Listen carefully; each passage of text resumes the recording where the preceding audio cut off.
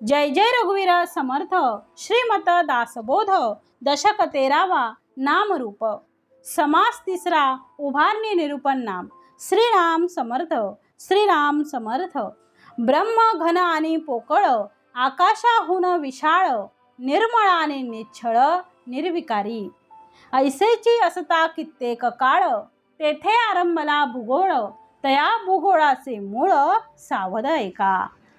श्री समर्थांनी दशक 13वा नामरूप आणि समास 3 उभारणी निरूपण नाम या समासाचं विवरण आज समर्थ आपल्याला करायला घेत आहेत। समर्थ म्हणतात आहे ब्रह्म घन आणि पोकळ आकाशाहून विशाळ निर्मळ आणि निश्चळ निर्विकारी। ब्रह्म हे कसं आहे, घन आहे, पोकळ भासणारं आहे आणि ते आकाशाहून खूप विशाळ आहे आणि निर्मळ निश्चळ आणि ते कसं आहे, निर्विकारी आहे। मग श्री समर्थाने आतापर्यंत आत्मानात्म विवेक सांगितला, सारासार निरूपण सांगितलं आणि यामध्ये समर्थ या समासामध्ये म्हणजे उभारणी निरूपण नाम या समासामध्ये सृष्टीमध्ये कुठल्या गोष्टी सार आहेत, कुठल्या गोष्टी असार आहेत याचं विवरण केलेलं आहे समर्थाने। आणि आता समर्थ सांगतात आहे की या सृष्टीची निर्मिती कशी झाली याचा विचार इथे आपल्याला थोडक्यात पाहायचा आहे। म्हणून श्री समर्थांनी दासबोधामध्ये या अगोदरही सृष्टीच्या निर्मिती संबंधी सांगितलेलं आहे, परंतु सृष्टीची निर्मिती आणि नंतर त्याचा संहार, उत्पत्ती, स्थिती आणि लय याचा क्रम योग्य असावा म्हणून त्यानुसार समर्थांनी पहिल्यांदा त्याची उत्पत्ती कशी सांगितली आहे म्हणजे उभारणी, मग त्यानंतर मग उत्पत्ती, नंतर स्थिती आणि संहार समर्थ सांगतात आहे। म्हणून समर्थ म्हणतात आहे ब्रह्म घन आणि पोकळ। ब्रह्म हे घन आहे, पोकळ भासणारं आहे आणि आकाशाहून विशाळ आहे, हो निर्मळ आहे, निश्चळ आहे आणि निर्विकारी आहे। म्हणून ब्रह्म हे जसं आहे तसंच आहे, ते घन आहे, पोकळ आहे, आकाशापेक्षाही विशाल आहे, निर्मळ आहे, निश्चळ आहे आणि निर्विकारीही आहे। ब्रह्म मुळामध्ये निर्मळ आहे, ब्रह्माच्या ठिकाणी मळच नाही आहे। ब्रह्म निश्चळ आहे याचा अर्थ ते हलत नाही, ते स्थिर आहे आणि ब्रह्म निर्विकारी आहे, त्याच्यावर कशाचाही परिणाम होत नाही। मुळात निर्मळ आहे, निश्चळ आहे आणि त्याच्यावर कशाचाही परिणाम होत नाही अशी जगामध्ये कुठली गोष्ट आहे? व्यवहारामध्ये आपण पाहतो ज्याच्यावर कशाचाच परिणाम होत नाही ती सर्वात महाग वस्तू आहे। आपण बघतो कपडा लवकर फाटणारा असेल तर कमी किमतीचा असतो आणि अनेक वर्ष टिकणारा असेल तर तो जास्त किमतीचा असतो। जसं घर मातीचं असेल, शेणा मातीचं लिपलेलं असेल, कुडाचं असेल तर ते लवकर पडणार आहे, किंमत कमी आहे ना। विटा मातींचा आहे तर जरा किंमत वाढली आहे, पण ते कॉन्क्रीटचं आहे तर जास्त किंमत वाढली आहे, जास्त दिवस ते टिकणार आहे तर जास्त किंमत लागणार ना, टिकणार जास्त म्हणजे किंमत पण जास्त लागणार। मग अशा जगातील सगळ्या गोष्टींचा विचार करा, सगळ्यात जास्त काय टिकते? आपण म्हणतो सोन्याची किंमत सगळ्यात जास्त आहे का हो? कारण सोन्याची किंमत जास्त आहे कारण सोन्यावर कशाचाही परिणाम होत नाही, त्याला कशाचा काळीमा लागत नाही, डाग लागत नाही, ते अग्नीत टाकलं तरी ते जळत नाही, आहे तसंच राहतं। म्हणून सोन्याला किंमत आहे, इतर धातूंपेक्षा जास्त किंमत सोन्याला आहे। सोन्याचा भाव किती वाढला आहे आता, इतर धातू जे आहेत ते लवकर नष्ट होतात, मग सोन्यापेक्षाही प्लॅटिनमची किंमत जास्त आहे, त्याची सोन्यापेक्षाही जास्त टिकणार आहे, त्याच्यावर कशाचा परिणाम होत नाही। तसं ब्रह्म आहे, ते जसं आहे तसंच आहे म्हणजे निश्चळ आहे आणि त्याच्यावर कशाचाही परिणाम होणार नाही। म्हणून ते कसं आहे, निर्विकारी आहे आणि निर्विकारी असून मुळात ते पूर्ण शुद्ध आहे, परमशुद्ध आहे, विमल आहे, असं ते ब्रह्म आहे। ते अनंत वर्षापासून जसं आहे तसंच आहे, काहीही बदल झालेला नाही। पण त्याला असं वाटतं ब्रह्माला की मी असं किती दिवस राहू, म्हणून त्याच्यामध्ये स्फुरण निर्माण झालं। म्हणजे काय झालं, एक विचार निर्माण झाला आणि तो विचार कोणता होता तर एकोहम बहुश्याम, म्हणजे मी एकटा आहे मग काय व्हावं, मी बहुश्याम व्हावं, मग माझं रूप अनेक रूपाने नटलं पाहिजे। म्हणून त्या विचाराने भगवंताने माया जन्माला घातली मायेतून पुढे मग पृथ्वी निर्माण झाली. मग समर्थांनी त्याचंच वर्णन इथे केलेलं आहे. म्हणजे समर्थ म्हणतात ब्रह्म निच्छळ निर्मळ निच्छळ शाश्वत सार अमळ विमळ अवकाश घन पोकळ गगनायसे.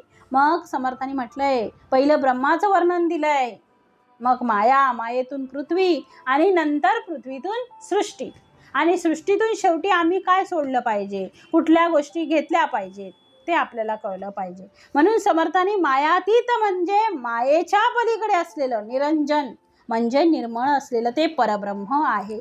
हे निर्मळ असलेलं परब्रह्म याला पारच नाही आहे. याचा अर्थ त्याला त्याचा अंत लागूच शकत नाही, त्याचा कोणी ठाव घेऊ शकत नाही. म्हणून समर्थांनी ब्रह्माला किती विशेषणं लावलेली आहेत. ब्रह्म घन पोकळ आकाशाहून विशाळ, ब्रह्म निर्मळ निच्छळ निर्विकारी, कितीतरी उपमा त्याला दिलेल्या आहेत, विशेषणं दिलेली आहेत. ते शाश्वत आहे. ब्रह्म कसा आहे? शाश्वत आहे, निर्मळ आहे, निच्छळ आहे, शाश्वत आहे, सार आहे, अमळ आहे, विमळ आहे. ब्रह्म अवकाशाप्रमाणे पोकळ आहे, गगनासारखं आहे. आणि त्या ब्रह्माजवळ ना करणे आहे ना धरणे आहे. ना हे ब्रह्म जन्म घेत ना ते कधी मरत. या ब्रह्माच्या जवळ जाणणे नाही आणि नेणणे सुद्धा नाही. जाणीव नेणीव भगवंती नाही, जाणीव नाही आणि नेणीवही भगवंताला नाही आहे. त्या ब्रह्माचं समर्थ वर्णन करतात. तो कसा आहे? शून्यातीत आहे, शून्याच्याही पलीकडे आहे. ज्याला आम्ही म्हणतो काहीही नाही, त्याही पलीकडे तो आहे, शून्यातीत आहे. म्हणून समर्थाने म्हटलेलं आहे ते रचत नाही, रचले जात नाही, ते रचलं जात नाही, त्याच्यामुळे ते खचण्याचाही काही होणार नाही त्याला.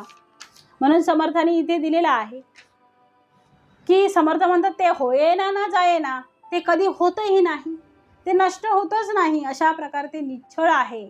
मायातीत असलेला हा परब्रह्म, हे परब्रह्म तत्व निरंजन आहे, त्याला पार नाही.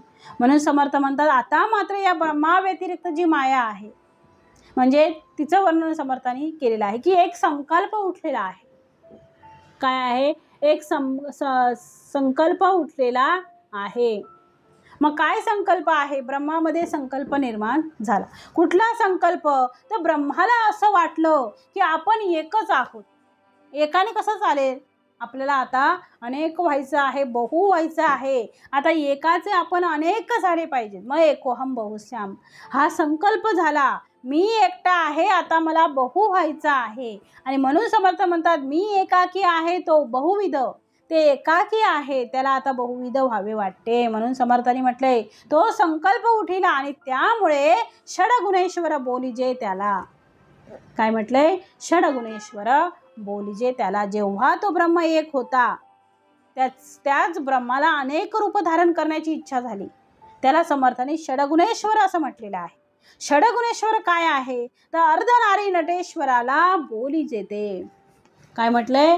अर्धनारी नटेश्वराला बोलिजे ते. मग यालाच अर्धनारी नटेश्वर म्हटलेलं आहे. आपण पाहतो भगवान शंकरांची प्रतिमा, त्यांची अर्धी बाजू नारीची आहे आणि अर्धी बाजू भगवान शंकरांची आहे. म्हणून अर्धनारी नटेश्वर. त्यांची नावं कोणकोणती आहेत ती पुढे समर्थांनी दिलेली आहेत. गुणक्षोभिनी सगळं दिलेलं आहे. मग गुणक्षोभिनीची नावे कोणती आहेत? मायेची नावं कोणती आलेली आहेत? जिला मूळ माया म्हणतात, ती मूळ माया कोणत्या नावाने आम्हाला माहीत झाली आहे ते आता समर्थ सांगतात आहे. परब्रह्मातून म्हणजे समर्थ म्हणतात या परब्रह्मातूनच मूळ माया निर्माण झाली आणि त्या मूळ मायेतूनच गुणमाया निर्माण झाली आणि गुणमायेचा जन्म झाला. तिची अनंत नामाने आपण तिची ओळख करून देतो. जिला आम्ही सर्वेश्वर म्हणतो, सर्वज्ञ म्हणतो, साक्षी म्हणतो, द्रष्टा म्हणतो, ज्ञानघन म्हणतो, परेश म्हणतो, परमात्मा म्हणतो, जगज्जीवन म्हणतो, मूळ पुरुष म्हणतो, ते मूळ माया बहुगुणी. ती मूळ माया कशी आहे? ती बहुगुणांनी नटलेली आहे. भगवंत तर गुणातीत आहे.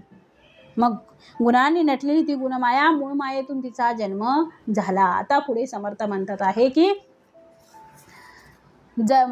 समर्थांनी इथे दिलेला आहे की मग आता समर्थांनी ऐसेची असता कित्येक काळ, असाच काळ गेला आणि तेथे आरंभला भूगोळ.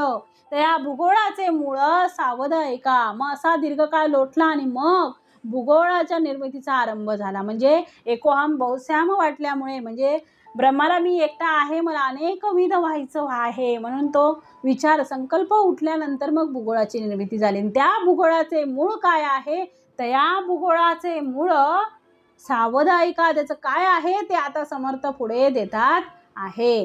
परब्रह्म असता निश्चळ, तेथे संकल्प उठिला चंचळ, तयास बोलीचे केवळ आदी नारायण.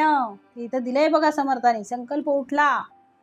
मग तो संकल्प उठल्यानंतर समर्थ म्हणतात आहे की परब्रह्म असता निश्चळ, तेथे संकल्प उठिला चंचळ. मग भूगोळ म्हणजे काय आहे, तर पृथ्वी आहे. अशा प्रकारे या पृथ्वीची निर्मिती झाली आणि ती निर्मिती होत असताना याचा क्रम कसा आहे ते समर्थ सांगतात आहे.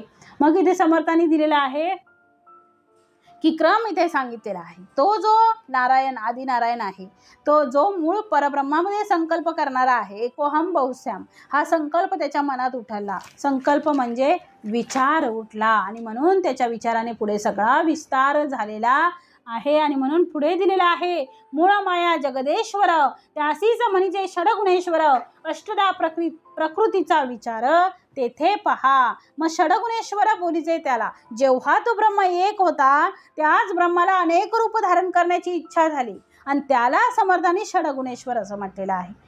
मग आता सांगितलेले अर्धनारी नटेश्वर, षडगुणेश्वर. मग अष्टदा प्रकृतीचा विचार झाला येथे, अष्टदा प्रकृतीचा विचार तेथे पहा. मग समर्थ म्हणतात या सगळ्यांमध्ये पहिला विचार झाला मूळ माया म्हणजे जगदेश्वर, जिला आम्ही षडगुणेश्वर म्हणतो. त्या मूळ मायेमध्ये अष्टदा प्रकृती आली आहे. अष्टदा प्रकृती म्हणजे पंचमहाभूत आणि त्रिगुण, आप तेज वायू आकाश आणि पृथ्वी, ही पंचमहाभूत आणि रज तम आणि सत्व, हे तीन गुण यांना मिळून अष्टदा प्रकृती निर्माण झाली. पण ही निर्माण होण्याच्या अगोदर त्याच्या मुळाशी काय आहे, समर्थ पुढे म्हणतात आहे, मुळाशी काय आहे तर ऐलीकडे गुणक्षोभिनी, तिथे जन्म घेतला त्रिगुणी, मूळ ओंकाराची मांडणी तेथून जाणावी. मग यालाच मूळ माया समर्थांनी म्हटले इथे, मूळ माया जगदेश्वर, त्यासीच मग मूळ माया जगदीश्वर षडगुणेश्वर म्हणतात. मग अष्टदा प्रकृती कशी उत्पन्न झाली तो विचार आता बघा. मग या मूळ मायेतूनच गुणमशमी माया उत्पन्न झाली आणि तिच्यापासून त्रिगुणांनी जन्म घेतला. मूळ ओंकारच तेथून उत्पन्न झाला. म्हणून म्हटलंय मूळ मायेमध्ये पहिली गुणक्षोभिनी म्हणजे परब्रह्म, परब्रह्मामध्ये निर्माण झालेला संकल्प आणि या संकल्पात निर्माण झालेली मूळ माया, आणि मूळ मायेमध्ये जी गुणमाया आहे तिला गुणक्षोभिनी म्हटलं आहे. ती गुणमाया आहे आणि त्या ठिकाणी त्रिगुण आहेत, रज तम आणि सत्व, आणि त्यामध्ये पंचमहाभूत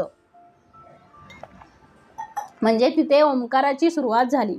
आणि म्हणून अकार, तो अकार मकार आणि उकार तिन्ही मिळून ओंकार. म्हणून समर्थ म्हणतात या परब्रह्मातून मूळ माया निर्माण झाली. त्या मूळ मायेतून गुणमायेचा जन्म झाला.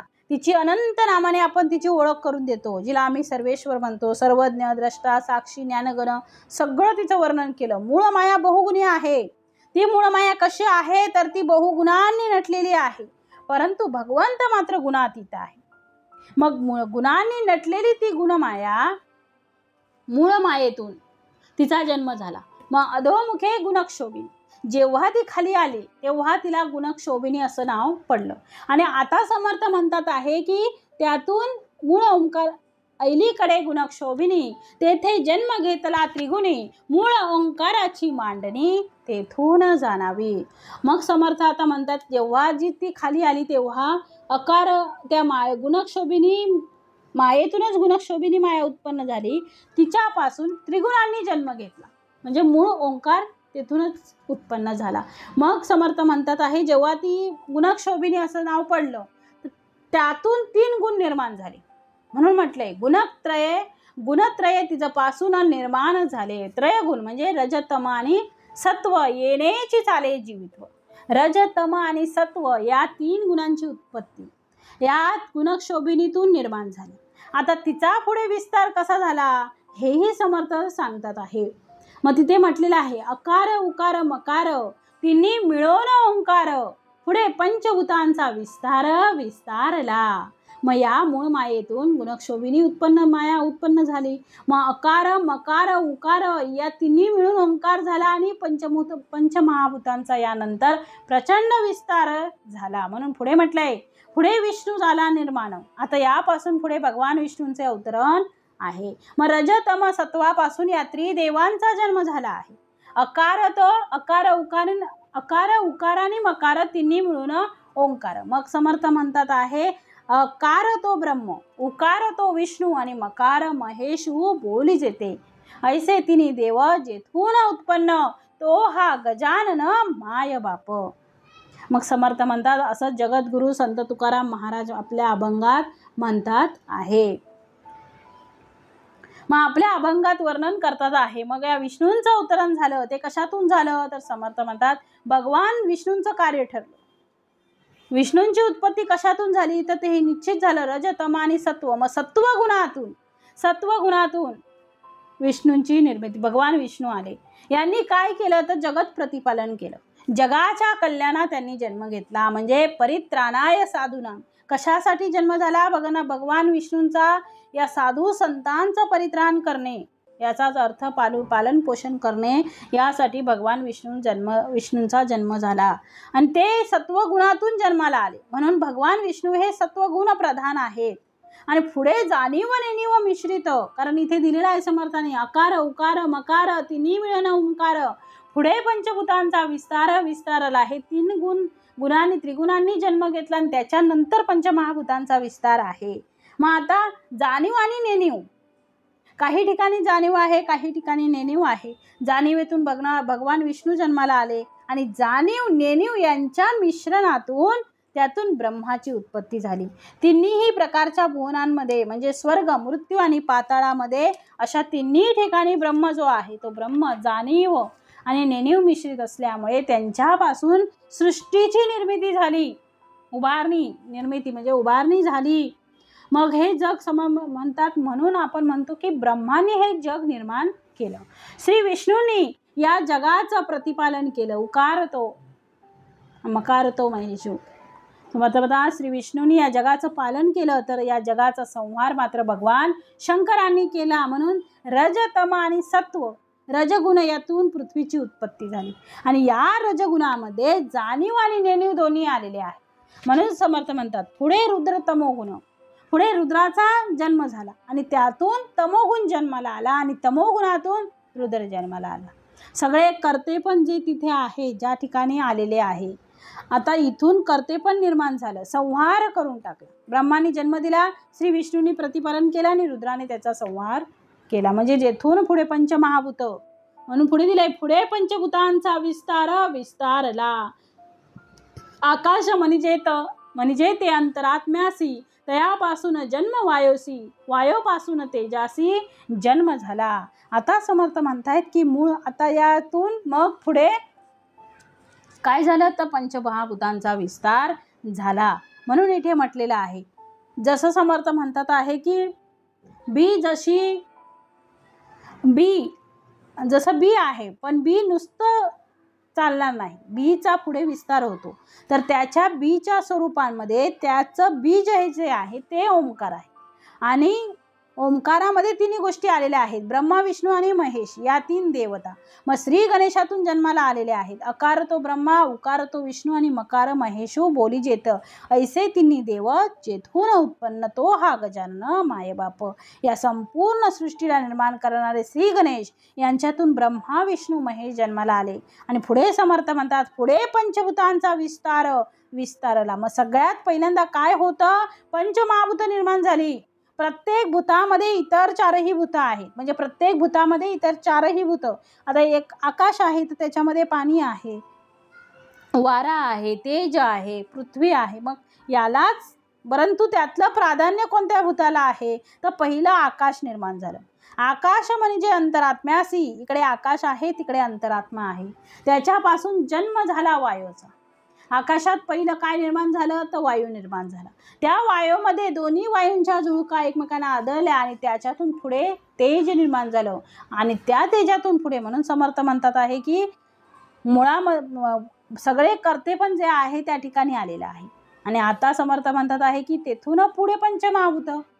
मग आता या ब्रह्मा विष्णू महेशातून पहिलं काय निर्माण झालं, तर पृथ्वी एकदम निर्माण झाली नाही. तर समर्थ म्हणतात ब्रह्मा विष्णू महेशातून पंचमहाभूत निर्माण झाली. ती पंचमहाभूत रुद्रातून निर्माण झाली. म्हणजे भगवान शंकरातून पंचमहाभूतांची निर्मिती झालेली आहे. म्हणजे भगवान शंकरातून पंचमहाभूत निर्माण झाली. आप, तेज, वायू, आकाश आणि पृथ्वी. मग मुळामध्ये त्यानंतर अष्टधा प्रकृती अशी निर्माण झाली की आता आपण त्याचा क्रम पाहिला. मूळ ब्रह्म अर्थात जो निर्गुण निराकार परब्रह्म, विमळ तत्व असलेला निरंजन असलेला परब्रह्म, त्या ब्रह्माच्या मनात आलं की मला एकटं राहायचं नाही, मला आता अनेक रूप धारण करायचे आहेत. म्हणून त्याच्यातून मूळ माया आली. मूळ मायेतून गुणमाया आली. तिला गुणक्षोभिनी पुढे म्हटलं गेलं. त्या गुणक्षोभिनीतून पुढे त्रिगुण जन्माला आले. त्रिगुणातून त्रिदेव जन्माला आले आणि पुढे त्रिदेवातून पंचमहाभूत आणि त्रिदेवांमध्ये असलेले 3 गुण सगळ्यांनी मिळून अष्टधा प्रकृती निर्माण झाली. मग अष्टधा प्रकृती 8 आणि 3, 8 अष्टधा प्रकृती 8 आणि 3 त्रिगुण आणि 5 पंचमहाभूत, 5 आणि 3 8 झाले. म्हणून समर्थ म्हणतात तिला अष्टधा प्रकृती असं म्हटलेलं आहे. म्हणून पहिलं निश्चळ होतं. निश्चळ याचा अर्थ परब्रह्म निश्चळ आहे, ते आता चंचल झालं. याचा अर्थ तिथे माया आली आणि मायेमुळे आम्हाला निश्चळ असलेलं परब्रह्म चंचल झाल्यासारखं वाटलं. जसा आकाशी चंद्र आहे परंतु पाण्यामध्ये पडल्यामुळे त्या पाण्याच्या प्रतिबिंबामुळे पाणी हलते आहे पण आपल्याला चंद्र हलताना दिसतो आहे. मग तसं समर्थ म्हणतात आहे की ते चंचल झालं आणि आता पुढे इथे समर्थांनी दिलेलं आहे की पंचमहाभूत झाली. मग त्रिगुण सूक्ष्म अशी अष्टधा प्रकृती निर्माण झाली. म्हणजे मूळ मायेमध्ये ही गुणमाया आहे. गुणमाया इतकी सूक्ष्म आहे की ती सूक्ष्मातील सूक्ष्म असल्यामुळे तिचं प्रगटीकरण नाही आहे. मग आता समर्थ म्हणतात आकाश म्हणजे अंतरात्म्यासी तयापासून जन्म वायोसी. अंतरात्म्यालाच आकाश म्हटलेला आहे आणि त्याच्यापासून वायूचा जन्म झाला. म्हणजे आकाश अंतरात्म्याप्रमाणे आहे आणि त्या अंतरात्म्यामध्ये काय झालं तर समर्थ म्हणतात तयापासून जन्म वायोसी. त्यापासून वायूचा जन्म झाला. तो आकाशातून झालेला आहे. पोकळी नसेल तर वारा नाही आणि पोकळी आली की वारा आला. आकाश म्हणजे पोकळी, त्याच्यामध्ये वायूचा जन्म झाला. तसं आकाश म्हणजे अंतरात्मा. म्हणून समर्थ म्हणतात आकाश आणि अंतरात्मा त्या वायूमध्ये 2 प्रकारचे वायू निर्माण झाले. कुठले? एक शीत वायू, 2 उष्ण वायू. मग उन्हाळ्यात शीत असतं, उन्हाळ्यात उष्ण आणि थंडीमध्ये शीत वायू. मग समर्थ म्हणतात उष्णातून काय निर्माण झालं तर पुढे तारा, मयंका, चंद्र ते मागच्या समासामध्ये समर्थांनी दिलेलं आहे. ते सगळं निर्माण झालं आणि समर्थांनी पुढे म्हटलेलं आहे की वायूपासून तेजासी जन्म झाला. म्हणजे वायूपासून पुढे तेज उत्पन्न झालं. एका वायूतून निर्माण झाल्या. मग पहिलं आकाश, आकाशातून वायू, वायूतून तेज निर्माण झालं. आता तेजातून पुढे काय निर्माण झालं ते पुढे समर्थाने आता सांगितलेलं आहे.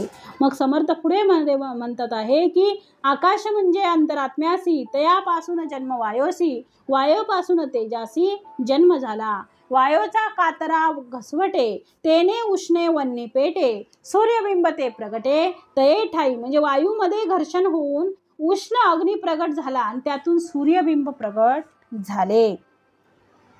म्हणजे आता प्रत्येक भूतामध्ये 4ही भूत आहेत.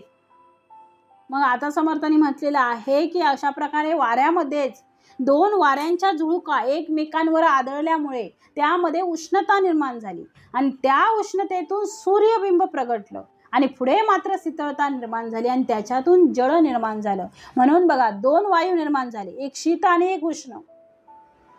मग उष्णातून काय निर्माण झालं तर तारा आणि मयंका. मयंका म्हणजे चंद्र, तारेचा आणि मयंकाचा जन्म झाला. मग शीतातून निर्माण झालेला आहे म्हणजे वायूची शीतलता आहे, त्याच्यातून चंद्र निर्माण झाला. मग अशा प्रकारे समर्थ म्हणतात उष्णातून काय निर्माण झालं. वायूचा कचरा घसवटे तेने उष्णे वन्नी पेटे. वायूंमध्ये घर्षण होऊन उष्ण अग्नी प्रगट झाला, त्यातून सूर्यबिंब प्रगट झालं. म्हणजे यातून रवी निर्माण झाला, अग्नी निर्माण झाला. दोन्ही प्रकारचं तेजस आहे.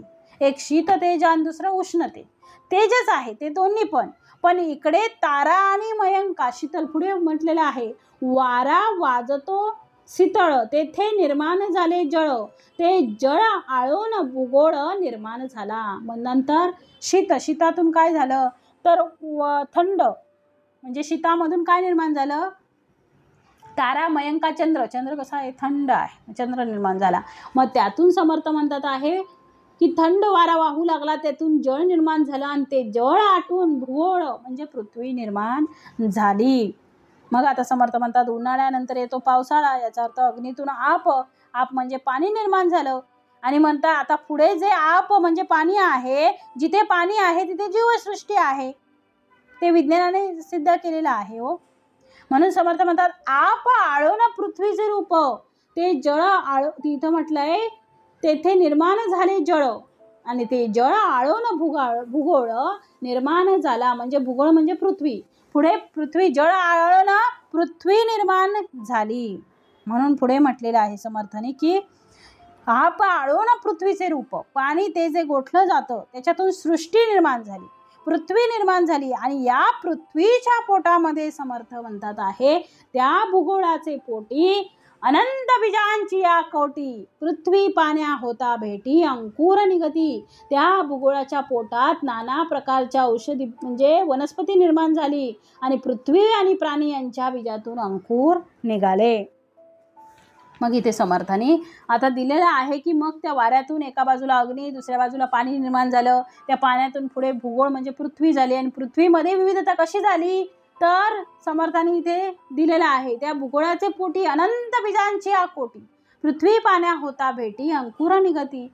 मग पृथ्वी आणि पाण्याची भेट झाली आणि पृथ्वी आणि पाणी एकत्र आल्याबरोबर त्यामध्ये बीज निर्माण झालं, आणि ते बीज नाही अनंत बीज निर्माण झालं आणि त्या पृथ्वीने निर्माण केलं. मग काय काय निर्माण झालं या पृथ्वीवर तर नाना प्रकारचे बीज झाले, त्या बीजातून निर्माण झालेल्या नाना प्रकारच्या वल्ली, वेली, वृक्ष ते पुढे दिलेलं आहे समर्थाने.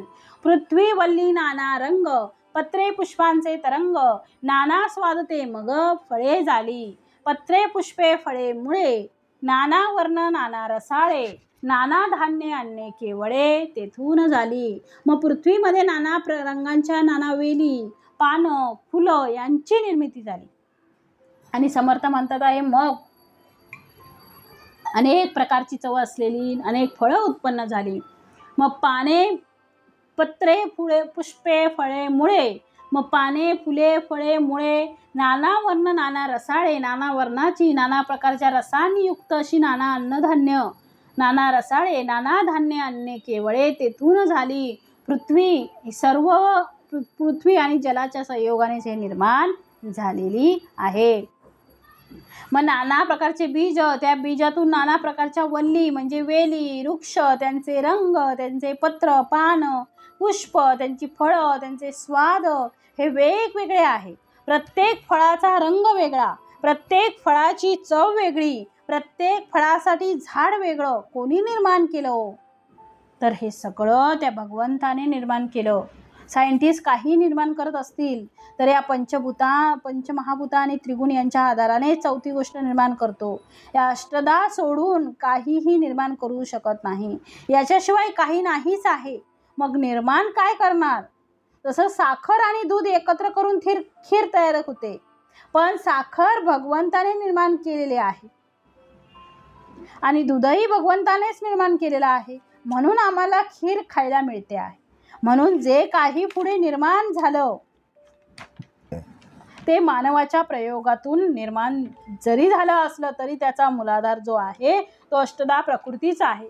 म्हणून समर्थ म्हणतात नाना वृक्ष आहेत आणि त्या नाना वृक्षांच्या नाना वल्ली आहेत, त्यांना फळं आहेत, फुलं आहेत, त्यांचे रंग आहेत, त्यांचे गंध आहेत. जसं समर्थ म्हणतात आंब्याचं झाड आहे, पण प्रत्येक आंब्याचं फळ वेगवेगळं आहे बघा.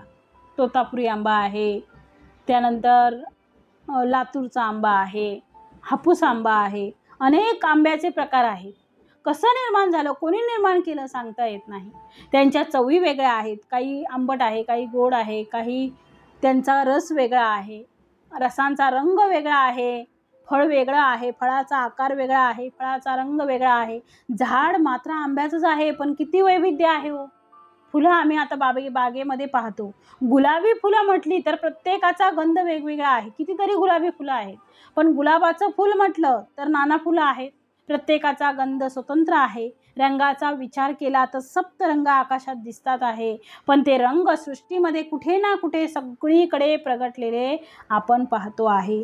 कोणी निर्माण केलं एवढं?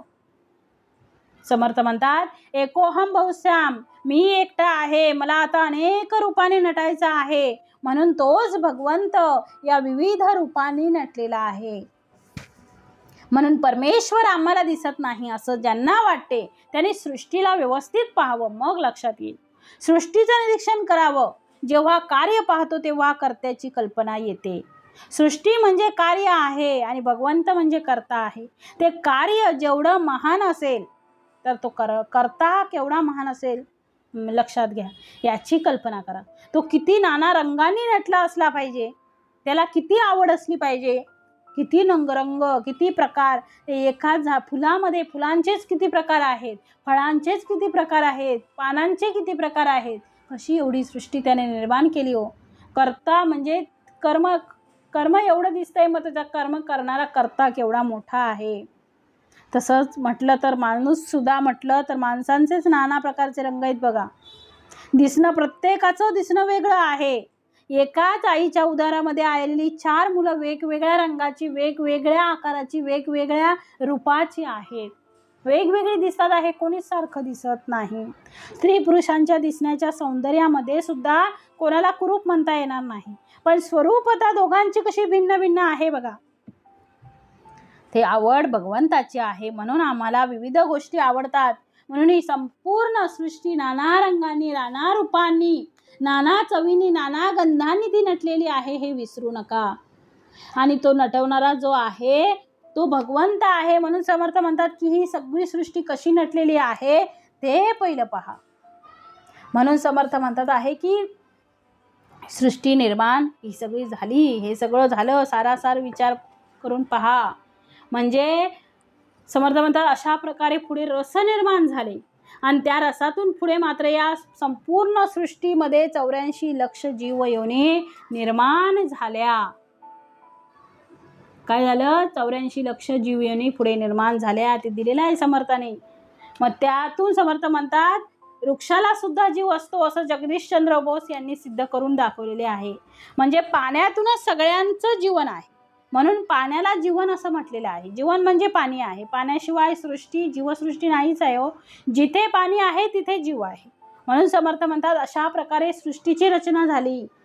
हे जरी तुम्हाला सांगितलं असलं तरी सुद्धा याचा विचार करा की मी सांगतो म्हणून नुसतं ऐकून घेऊ नका. विचार करा, खरंच तसं झालेलं आहे, तसं होईल का? तुमच्या लक्षात येईल की तुम्हाला जर त्याचा प्रत्यय आला तर तुम्ही त्या गोष्टी मान्य कराल. म्हणून समर्थ म्हणतात ऐसा झाला आकार. अशा प्रकारे हा आकार निर्माण झाला. उभारणी म्हणजेच उभारणी, संवारणी. जी संवारणी म्हणजे त्याचा संवार होतो आणि ज्याची उभारणीच होत नाही त्याचा संवार होत नाही. म्हणून समर्थ म्हणतात जो आकार आहे त्याचा संवार होणार आहे. म्हणजे आकार नष्ट होणार आहे, कारण मुळामध्ये मूळ परब्रह्म तोच आहे, त्याच्या पुढे काहीच नाही आहे. म्हणून समर्थ पुढे म्हणतात जेथून जे निर्माण झालं तेथेच ते संपणार आहे. मग समर्थाने पुढे दिलेला आहे जो जन्माला आला तो मरणार आहे. मग समर्थ आता पुढे म्हणतात आहे हे सगळं सृष्टीमध्ये निर्माण झालं. आता समर्थाने पुढे दिलेलं आहे अन्नापासून झाले रेत, रेतापासून पाणी निपजत, ऐसे हे रोकडी प्रचित उत्पत्तीची. अंडज जारज श्वेतज उद्बीज, पृथ्वी आणि सकळांचे बीज, ऐसे हे नवल चोज सृष्टी रचनेचे. चारी खानी चारी वाणी, 84 लक्ष जीवयोनी, निर्माण झाले लोक तिनी पिंड ब्रह्मांड. म्हणजे अन्नापासून झाले रेत, अन्नापासून वीर्य झाले आणि त्यापासून प्राणी उत्पन्न झालं आणि या प्रकारे या उत्पत्तीची रोकडी प्रचिती सर्वांना आलेली आहे. आणि म्हणून म्हटलेलं आहे अन्नापासून झाले रेत. जे अन्न आम्ही खातो, भक्षण करतो प्राणी मात्राने, त्या प्राणी मात्रांपासून नाना प्रकारचे रेत निर्माण झालं. म्हणजे त्या रेतातून नाना प्रकारचे प्राणी निर्माण झाले. त्या प्राण्यांपासून ते प्राणी निर्माण झाले. माणसांपासून माणसं झाली, प्राण्यांपासून प्राणी झाले, वनस्पतींपासून वनस्पती झाल्या. मग इतर प्राण्यांपासून इतर प्राणी निर्माण होतात. म्हणून समर्थ म्हणतात आहे की सृष्टी रचनेचं काय बीज आहे, तर अन्नापासून झाले रेत, रेतापासून प्राणी निपजत, ऐसे हे रोकडी प्रचित उत्पत्तीची. अंडज जारज श्वेतज उद्बीज, पृथ्वी आणि सकळांचे बीज, ऐसे हे नवल चोज सृष्टी रचनेचे. मग सृष्टी रचनेचं काय बीज आहे, काय वैशिष्ट्य आहे, ते आता समर्थ सांगत आहेत. समर्थांनी म्हटलेलं आहे की आता सृष्टी रचनेचं काय बीज आहे, सृष्टी रचना कशी झाली. 84 लक्ष जीव व योनी ही जी सृष्टी रचना आहे ती कशी झाली ते आता समर्थ इथे सांगत आहेत. मग सृष्टी रचनेचं काय बीज आहे, काय वैशिष्ट्य आहे, तर 4 प्रकारच्या या ठिकाणी खाणी निर्माण झाल्या. खान म्हणजे अंडज, पहिली अंडज, ज्या अंड्यापासून निर्माण झालेला एक जीवयोनी. जारज सस्तन प्राणी, श्वेतज म्हणजे गामातून निर्माण झालेले बारीक किटाणू, आणि उद्बीज जे बीजापासून निर्माण झालेले, सृष्टीतून निर्माण झालेले आहे, बियांपासून वृक्ष निर्माण झाले. म्हणून समर्थ म्हणतात आहे की अंडज जारज श्वेतज उद्बीज, पृथ्वी पाणी सकळांचे बीज, ऐसे हे नवल, ऐसे हे नवल पृथ्वी आणि ऐसे हे नवल चोज सृष्टी रचनेचे. मग पृथ्वी आणि जल तत्वामुळे झाली, आणि हे सर्व उत्पत्ती पृथ्वी आणि जल तत्वामुळे झाले, आणि हे सर्व सृष्टी रचनेचे मोठे नवल आहे. 4 खाणी 4 वाणी 84 लक्ष जीवयोनी निर्माण झाले लोक तिन्ही पिंड ब्रह्मांड. 4 खाणी 4 वाणी 84 लक्ष जीवयोनी, तसंच पिंड आणि ब्रह्मांड तिन्ही लोक यांची याप्रमाणे उत्पन्न झाली. म्हणून म्हटले पृथ्वी आणि पाणी, सगळ्यांच्या मुळाशी पृथ्वी आहे आणि सगळ्यांच्या मुळाशी पाणी आहे. पाणी आणि पृथ्वी या दोघांच्या मिलनातून सृष्टीची निर्मिती आहे. नुसती पृथ्वी असेल तर सृष्टी निर्माण होणार नाही, आणि नुसतं पाणी असेल तरीही सृष्टी निर्माण होणार नाही. चंद्रावर आणि इतर ग्रहांवर आता मानव जाऊन येतो आहे आणि शोध घेतो आहे. ही तिथे पृथ्वी आहे, पण तिथे पृथ्वी आहे का, कारण त्याला माहीत झालं आहे की जिथे पाणी आहे तिथे जीवयोनी आहे. म्हणून माणसांना, प्राण्यांना आणि वनस्पतींना जगण्यासाठी पाण्याची गरज आहे, पृथ्वीचीही गरज आहे आणि पाण्याचीही गरज आहे. म्हणून समर्थ म्हणतात आहे 4 खाणी 4 वाणी 84 लक्ष जीवयोनी निर्माण झाले लोक तिन्ही पिंड ब्रह्मांड. मग पिंडाच्या दृष्टीने आम्ही विचार केला तर 4 प्रकारचे आहेत पिंडाचे, आणि ब्रह्मांडाच्या दृष्टीने विचार केला तरी 4 प्रकारचे 4 आहेत. मग आणि खाणीही 4 आहेत, वाणीही 4 आहेत. मग वाणी कोणत्या, परा, पच्छंती, मध्यमा आणि वैखरी. ज्या परावाणीला आम्ही नाभिस्थान म्हणतो, पच्छंती हृदयाजवळचं स्थान, मध्यमा कंठाचं स्थान, आणि वैखरी म्हणजे जिभेचं स्थान. 4 वाणी 4 खाणी निर्माण झाल्या. आताच आपण उल्लेख केला होता, अंडज जारज श्वेतज उद्बज या खाणी ज्या आहेत, अशा प्रकारच्या 4 खाणी निर्माण झाल्या. मुळी अष्टदा प्रकृती, अवघे पाण्यापासून जन्मती, पाणी नसता मरती सकळ पाणी. सकळ प्राणी म्हणजे मूळची ही अष्टदा प्रकृती आहे. सर्व प्राणी पाण्यापासून जन्मतात. पाणी नसेल तर कोणीही जिवंत राहू शकणार नाही. म्हणून म्हटलेलं आहे समर्थाने इथे की सगळं काय आहे, प्राण्यांचं मूळ समर्थ म्हणतात मुळी अष्टदा प्रकृती. मूळ काय आहे, अष्टदा प्रकृती आहे. अष्टदा प्रकृतीमध्ये आप, तेज, वायू, आकाश, पृथ्वी आणि रजतम आणि सत्व या अष्टदा प्रकृतीनेच ही संपूर्ण जगदंबर निर्माण झालेलं आहे. पण हे निर्माण होण्यासाठी 2 गोष्टी अत्यंत आवश्यक आहेत. त्यामध्ये पाणी आणि पृथ्वी अत्यंत आवश्यक आहे. म्हणून समर्थ म्हणतात पाणी नसता मरती सकळ प्राणी. पाणी जर नसेल तर कोण जिवंत राहू शकेल का हो, तर कोणीच जिवंत राहणार नाही. म्हणून पाण्याला जीवन असं म्हटलेलं आहे, कारण त्याच्याशिवाय जीवनच नाही आहे, म्हणून त्याला जीवन म्हणावं. म्हणून म्हटलेलं आहे मुळी अष्टदा प्रकृती, अवघे पाण्यापासून जन्मती, पाणी नसता मरती सकळ प्राणी. म्हणून इथे समर्थ आता म्हणतात आहे प्राणी नसेल तर सगळं जमीनदोस्त होणार आहे. म्हणून इथे म्हटलेलं आहे समर्थाने की जसं समर्थ म्हणतात आहे की जिथे निर्माण झालं तिथे संपणार आहे. जो जन्मला तो मरणार आहे, जो मरणार तो पुन्हा जन्म घेणार. हे कालचक्र चालूच राहणार आहे. मग या महाप्रलयामध्ये काही शिल्लक राहणार नाही. म्हणून समर्थ पुढे म्हणतात आहे की सुरुवात आणि शेवट म्हणजे पुरुषी, याचा अर्थ जे जाणणारे विवेकी पुरुष आहे त्या लोकांनी आपलं अनुसंधान त्या ठिकाणी लावावं की जो गोष्ट कधीच नष्ट होणार नाही, जी चिरकाल टिकणार आहे, कायम राहणार आहे, तिचं अनुसंधान करा. मग शाश्वत काय हे समजलं पाहिजे. सारासार, मग सारासार म्हणजे परब्रह्मच आहे हो. असार म्हणजे माया आहे. सारासार या असार या शब्दामध्ये ज्या गोष्टी कायम राहणार आहेत त्या सार आहेत. त्या गोष्टी नष्ट होणार, ज्या गोष्टी नष्ट होणार आहेत त्या असार आहेत. मग आपण सार घ्यावं की असार घ्यावं. मग समर्थ म्हणतात सगळ्या गोष्टी मायेच्या अधीन असल्यामुळे त्या सगळ्या संपणार आहे. मग शिल्लक काय राहणार आहे. होत जाते नाना रचना, म्हणजे होत जाते नाना रचना परी ते काहीच तगेना, काहीच टिकत नाही. होतात रचना पण त्या टिकतात कुठे. म्हणून या जगाला आणि जीवनाला आम्ही संतांनी क्षणभंगुरत्व दिलेलं आहे. एका क्षणामध्ये भंग पावणारं. म्हणून पाणी नसता मरती सकळ प्राणी. जर पाणी नसेल अवघे प्राण्यापासून जन्मती, पण पाणीच जर नसेल तर पाण्यापासून जन्मतात, पण पाणी नसेल तर मरून जातात. एका क्षणामध्ये भंग पावतात. आमच्या डोळ्यांनी दिसणाऱ्या सगळ्या गोष्टी कायम नाही, ते क्षणभंगुरच आहेत. त्यामुळे काही क्षणानंतर त्या भंग पावणार आहेत. म्हणूनच समर्थ म्हणतात सारासार विचारणा या कारणे. म्हणून ज्या गोष्टी कायम टिकणार आहेत, समर्थ म्हणतात ज्या गोष्टी कायम टिकणार आहेत त्याच्यावर तू लक्ष केंद्रित ठेव.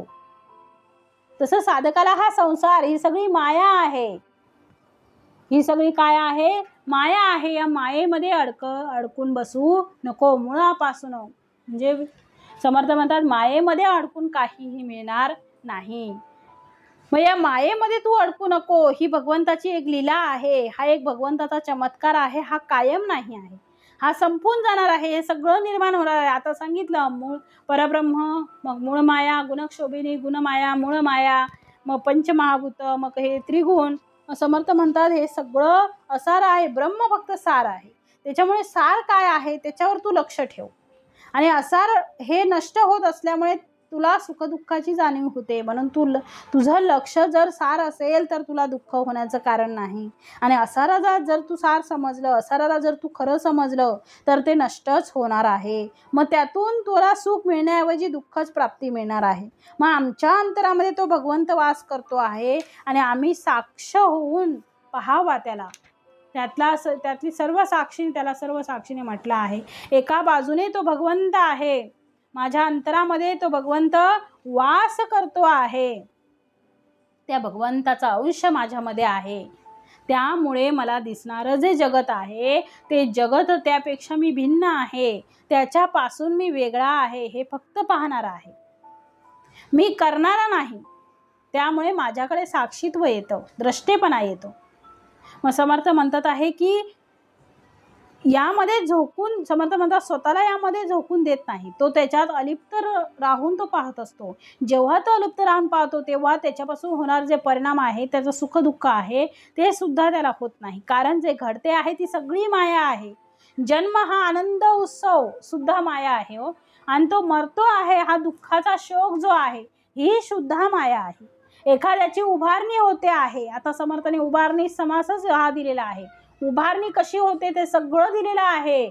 मग आता पुढे समर्थ प्रलय देणार आहे, संहार देणार आहेत, मग सगळं देणार आहेत. मग ही उभारणी होते आहे, ही निर्मिती होते आहे. पण या निर्मितीवर आपण भरोसा ठेवून चालेल का. आणि तो मरतो आहे, दुःखाचा शोक करतो आहे. एखाद्याची उभारणी होते आहे ती सुद्धा मायाच आहे. आणि एखादा खचून पडतो आहे ती सुद्धा मायाच आहे.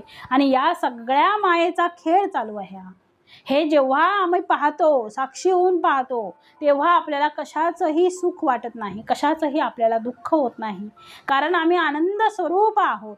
त्यामुळे आम्ही आनंदामध्ये रममान असतो. म्हणून समर्थ म्हणतात द्रष्टा साक्षी अंतरात्मा. आपल्या अंतरामध्ये जो आत्मा आहे, समर्थ म्हणतात आपल्या अंतरात्मामध्ये जो आत्मा आहे त्याच्याकडे तू लक्ष दे. त्याला अंतरात्मा म्हटलं आहे. आणि तो अंतरात्मा सर्वांमध्ये आहे. म्हणून मी जसा तुझ्याकडे पाहतो आहे तसा तू माझ्याकडे पाहतो आहे. पाहणारा अंतरात्मा आहे. आणि मधलं जे दिसणारे दृश्य आहे ती माया आहे. म्हणून समर्थांनी म्हटलेलं आहे की नवे अनुमानाचे बोलणे याचा बरा प्रत्यय घेणे, वेदशास्त्र पुराणे प्रत्यय घ्यावी. मग हे बोलणं अनुमानाचं नाही आहे, याचा प्रत्यक्ष अनुभव घेऊन पाहावा. वेदशास्त्र पुराणे ही अनुभवाने जाणून घ्यावी. वेदशास्त्र पुराणे प्रत्यय घ्यावी. मग इथे म्हटलेलं आहे समर्थांनी की जे लोक प्रपंच करतात त्या लोकांना सुद्धा ज्ञान असलं पाहिजे.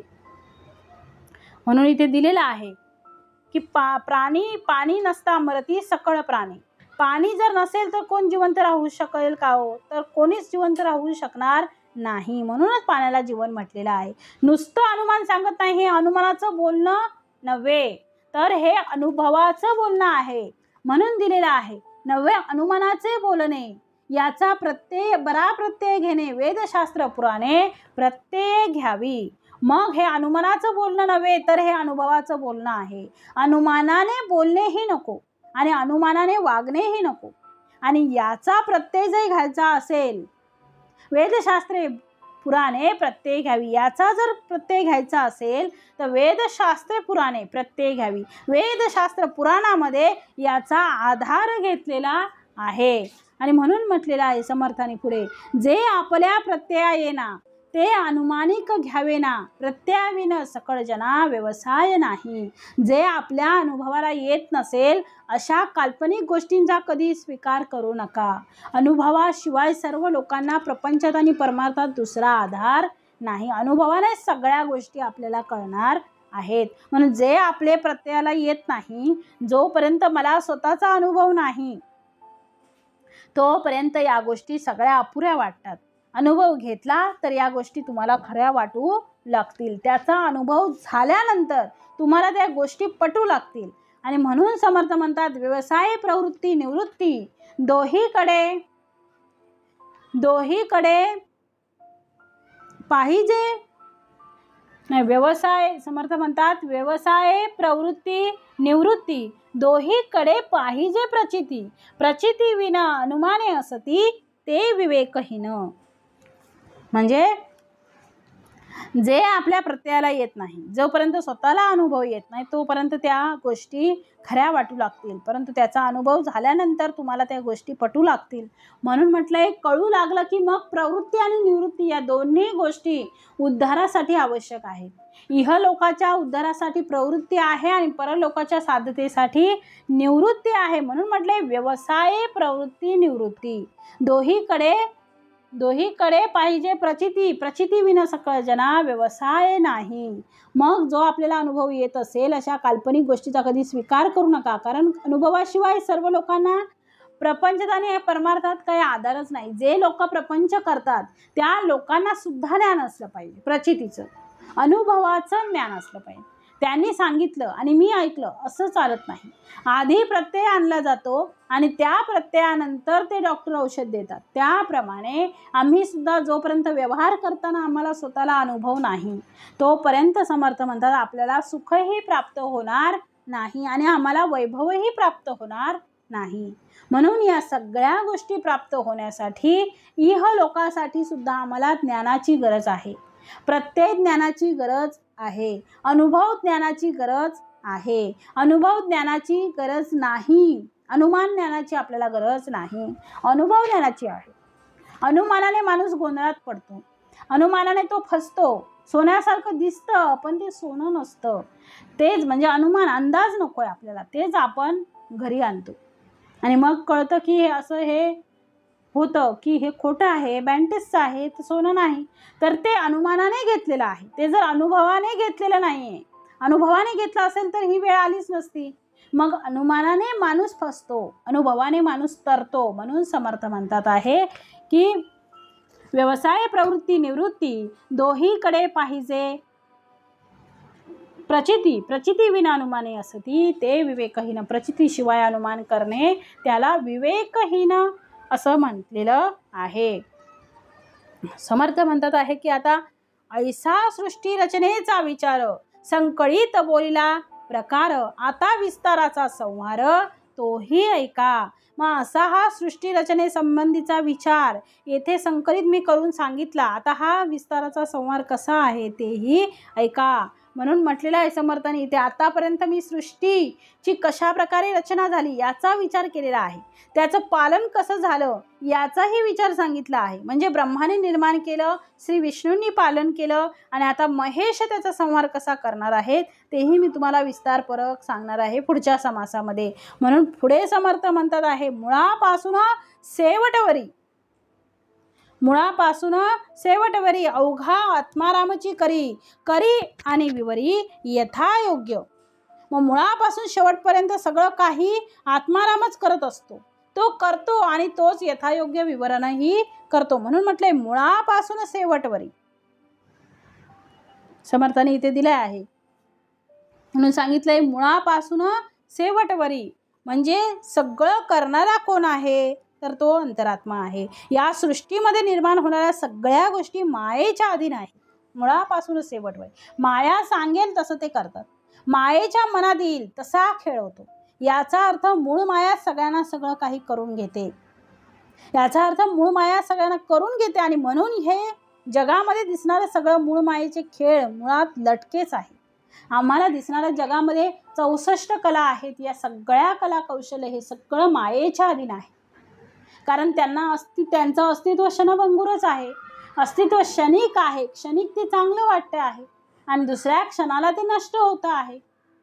आता समर्थ म्हणतात एका क्षणाला, आता कधी कधी समर्थ म्हणतात आहे की एका आपण गुलाबजाम केले, गुलाबजाम केल्यानंतर एखाद्या वेळी चांगले होतात, एखाद्या वेळी वाईट होतात, पण असं आपण म्हणत नाही की आता आपण गुलाबजाम खाणारच नाही.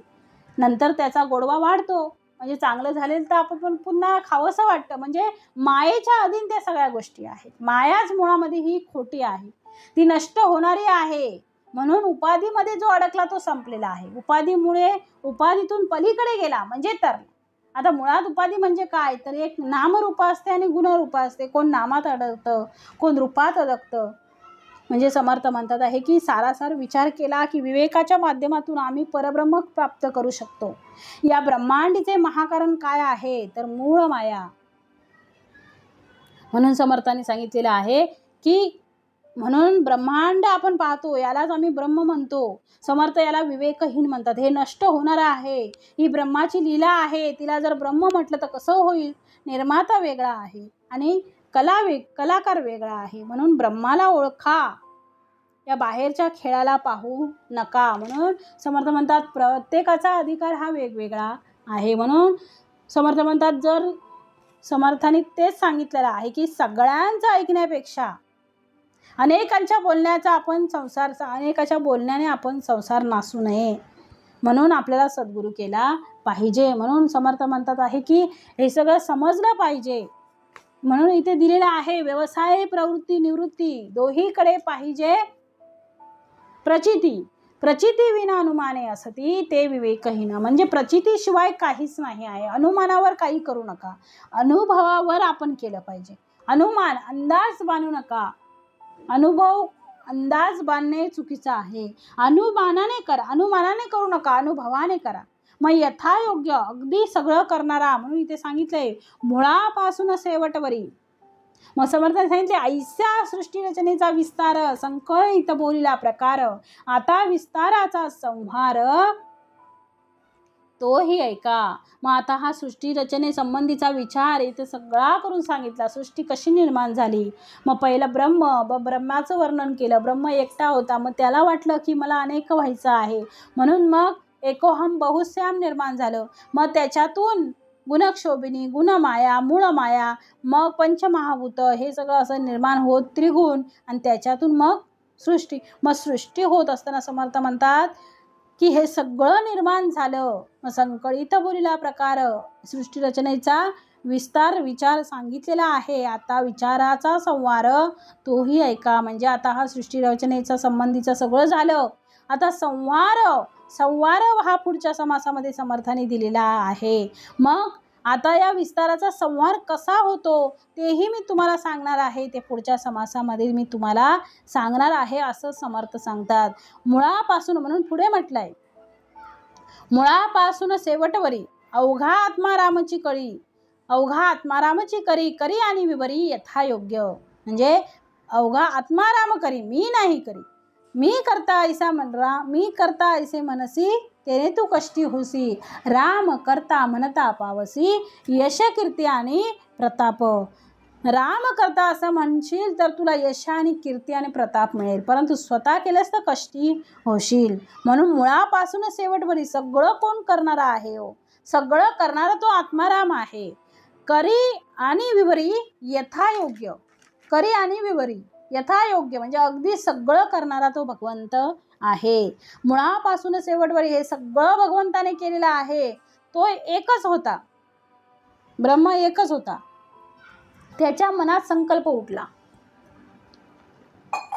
कुठला तर मी विविध, मी एकटा आहे, मी मला अजून सगळं व्हायचं आहे, म्हणजे अजून निर्माण करायचं आहे. मी एकोहम बहुश्याम, मला विविध व्हायचं आहे. त्याने विविध प्रकारचा हा खेळ मांडला, हा खेळ त्याने मांडलेला आहे आणि त्या खेळातला आपण एक बाहुला आहोत आणि आम्ही त्याचा एक घटक आहोत. चैतन्य रूप त्याचं आहे ब्रह्माचं, आणि चैतन्याशिवाय राहिलेली जी गोष्ट आहे ती मूळ माया आहे. त्याच्यामध्ये अडकू नका, कारण त्या मूळ मायेतून गुणमाया जन्माला आली आणि गुणमायेतून मग अष्टधा प्रकृती जन्माला आली. मग अष्टधा प्रकृती म्हणजे पृथ्वी, आप, तेज, वायू, आकाश, मग हे 5 पंचमहाभूत आणि 3 त्रिगुण, रज, तम आणि सत्व. हा आमचा देहही अष्टधा प्रकृतीने तयार झालेला आहे. कारण एका भूतामध्ये बाकीची 4ही भूतं असतात. अशा 4ही भूतांमध्ये 5ही भूतांमध्ये बाकीची राहिलेली 4ही भूतं असतात. 5ही भूतांमध्ये 5ही भूतं आहेत. हा आमचा देहही अष्टधा प्रकृतीनेच बनलेला आहे हो. म्हणून अशा प्रकारे समर्थ म्हणतात ही सगळी सृष्टी दिसते आहे, ती सगळी विविधतेने नटलेली आहे. म्हणून आम्हाला विविधता आवडते. आता समर्थ म्हणतात आहे की हे सगळं निर्माण झालं, फुलं, फळं, पानं, वेली, माणसं, प्राणी, सगळं जे आहे ते एकाच प्रकारचं नाही, विविध रंगांनी नटलेलं आहे. जे रंग आपल्याला इंद्रधनुष्यात दिसतात आहे ते सगळे रंग सृष्टीमध्ये दिसतात आहे. एकाच फुलपाखराला किती प्रकारचे रंग दिलेले आहेत. समर्थ म्हणतात तसंच आहे. फुलं जरी सारखी असली तरी त्यांचा रंग, गुलाबाची फुलं प्रकार वेगळे आहेत, गंध वेगळा आहे, त्यांचा रंग वेगळा आहे, सगळं वेगवेगळं आहे. समर्थ म्हणतात म्हणून विविधतेने ते नटलेलं आहे. सगळी सृष्टी ही विविधतेनेच नटलेली आहे. म्हणून आम्हाला सुद्धा विविधता आवडते हो. आता जेवतानाच बघा, आपल्याला डाळ भात आणि आमटी, डाळ भात भाजी एवढंच नसून तर जेवताना आपल्याला वेगवेगळे पदार्थ खायला आवडतात. त्याच्यामध्ये गोडही असतात, काही तिखटही असतात. समर्थ म्हणतात नेहमी वेगवेगळंच पाहिजे, नेहमी तेच आपल्याला खायला आवडत नाही. दररोज डाळ भात आपण खाऊ शकत नाही, नेहमी तेच खाऊ शकत नाही. नेहमी वेगवेगळं पाहिजे, म्हणजे विविधता पाहिजे आपल्याला. मग समर्थ म्हणतात नेहमी तेच आपल्याला खायला आवडत नाही. तसं समर्थ म्हणतात वेगवेगळा, तसा नाश्ताही आपल्याला वेगवेगळा आवडतो. माणसाला सगळ्याची आवड आहे, पण ती आवड ती मुळात आपली नाही आहे. कोणाची आहे हो? त्याचीच आहे. त्याला आवडतंय, त्या भगवंताला आवडतो. जसा असा आपला हा देह आहे, हे हातपाय, जोपर्यंत आतमध्ये जीव आहे, आत्मा आहे, तोपर्यंत हा देह आपल्या हालचाल करतो आहे. हात आहेत, पाय आहेत, कान आहेत, डोळे आहेत. जोपर्यंत तो जीवात्मा आहे, तो आत्मा आहे, तोपर्यंत याच्यामध्ये चंचल म्हणजे चलत्व आहे, हे चळतात आहे, चंचलत्व आहे. परंतु एकदा तो परमात्मा निघून गेला, एकदा तो ब्रह्म निघून गेला, एकदा तो आत्मा निघून गेला की पुन्हा हा देह आहे तो निकामी आहे. म्हणजे समर्थ म्हणतात आहे की या देहाचं काहीही काम राहणार नाही, कारण हे सगळं नष्ट होणार आहे. म्हणून समर्थांनी म्हटलेलं आहे पुढे की माणसाला सगळ्याची आवड आहे, पण ती आवड ती मुळात आपली नाही, त्याचीच आहे, परब्रह्माची आहे. म्हणून आपल्याला आवडते. अशा प्रकारे भगवंताने सगळ्या गोष्टी भगवंताने निर्माण केलेल्या आहेत. सगळ्या गोष्टी भगवंताने निर्माण करून ठेवलेल्या आहेत. जे हवं ते भौतिक असू दे, सगळ्या गोष्टी भगवंताने निर्माण केलेल्या आहेत आणि त्याच्या आवडी निर्माण केलेल्या आहेत. प्रत्येकाच्या आवडीनिवडी ह्या वेगवेगळ्या आहेत. सगळ्यांना एकच प्रकारची भाजी आवडत नाही, त्याप्रमाणे प्रत्येकाच्या आवडीनिवडी ह्या वेगवेगळ्या आहेत. म्हणून आम्हाला सुद्धा वैविध्य आवडते, कारण आपणही भगवंताचे एक अंश आहोत, भगवंताचाच अंश आहोत आपण. म्हणून समर्थ म्हणतात याचा सगळा विचार मी पुढच्या समासामध्ये सांगणार आहे. त्याचा संहार कसा झाला ते मी सांगणार आहे. म्हणून समर्थांनी दिलेला आहे इथे उभारणी नामामध्ये, या समासामध्ये समर्थांनी सगळी उभारणी केली आणि याच्या पुढच्या समासामध्ये समर्थ सगळा संहार देणार आहे. म्हणून म्हटलेलं आहे मुळापासून शेवटवरी अवघा आत्मारामची करी. म्हणजे हे सगळं पाहिजे आहे, ही सगळी वैविध्यता आहे, हे सगळं वेगवेगळं जे आम्हाला पाहिजे आहे, कोणाची आवड आहे, कोणाची नावड आहे, वेगवेगळ्या प्रकारची आहे. मग मुळापासून शेवटवरी हे सगळं करणारा अवघा आत्मारामची करी, एकच आत्माराम करतो आहे, आपण करणारे नाही, आपण फक्त त्याचे बावले आहोत. करी आणि विवरी यथायोग्य तोच करतो आणि तोच यथायोग्य विवरणही करतो. म्हणून समर्थ पुढे म्हणतात पुढीले समासी पुढे संहार निरोपिला, श्रोती पाहिजे ऐकिला, इतुक्या परी झाला समास पूर्ण. म्हणजे आता हा समास पूर्ण झाला. कुठला? उभारणीचा. उभारणी कोणी केली? ब्रह्माने केली. मग हा सगळा जो आहे श्री विष्णूंनी पालनपोषण केलं. मग हे सगळं जे आहे ते आपण आता पाहिलं, उभारणी सगळी पाहिली, सृष्टी कशी निर्माण झाली ते पाहिलं, समास इतक्यावर पूर्ण झाला. पण समर्थ म्हणतात पुढे समर्थांनी काय दिलेलं आहे? पुढच्या समासामध्ये, चौथ्या समासामध्ये समर्थांनी संहार निरोपलेला आहे. म्हणून म्हटले पुढे संहार निरोपिला, श्रोती पाहिजे ऐकिला, इतुक्या परी झाला समास पूर्ण. म्हणून समर्थ म्हणतात पुढील समासामध्ये संहाराचे वर्णन केलेलं आहे, ते श्रोत्यांनी ऐकलं पाहिजे. इतक्यावर हा समास पूर्ण येथे झालेला आहे. इति श्रीदास बोधे गुरु शिष्य संवादे उभारणी निरूपण नाम समास तिसरा. जय जय रघुवीर समर्थ.